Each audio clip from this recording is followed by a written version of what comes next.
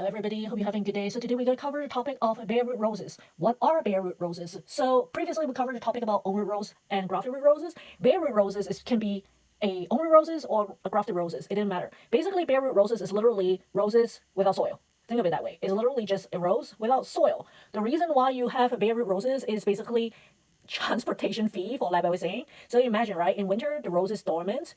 It can dig out from the ground and get transplanted, and it probably not impact as much than it were in the growing season. The reason was because it's dormant, it's sleeping. You can do anything you want. Well, not anything, but for the most part, do anything you want with it, and it will survive as long as you're not going crazy with it because it's sleeping. So you can disturb it more than when it's growing because then it will be pissed. So that's why there is such thing as own roses, because for transportation, if you're shipping without soil, it's cheaper.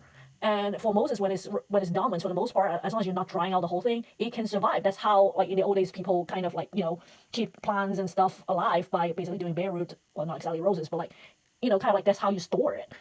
The whole idea is you store it and you're gonna plant it right away later on. Kind of to keep it there. So for the most part, is to keep the transportation cost low. And you think of what I just said, right?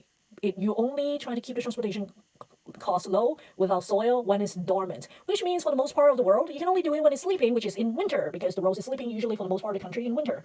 So that means the shipping period for bare root roses can only be like, for the most part of the country will be, well, unless you're in Australia, but for the most part of the rest of the world, it's basically in the northern hemisphere. It'll be around, say, November, December. That's when they start sleeping, and then depending on where you are, how hot you are, that's when the dormant season is, and that's when they ship the bare rose out.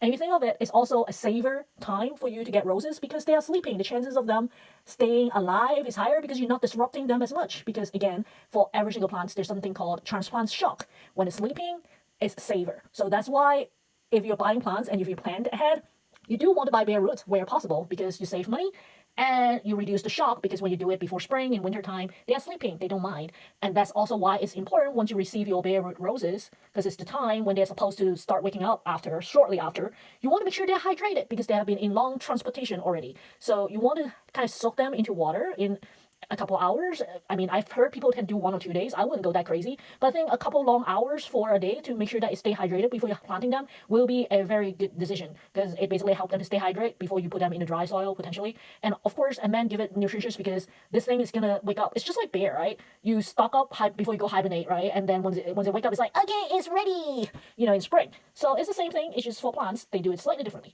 Hope you guys enjoyed today's explanation about the difference between an own root roses as compared to graft and own root that people sometimes confuse sometimes. And I covered the other topic in the previous video already, so do click on it if you're interested. And give me a like and subscribe if you want to hear similar content in the near future. Until the next time, have a good one, guys. Bye!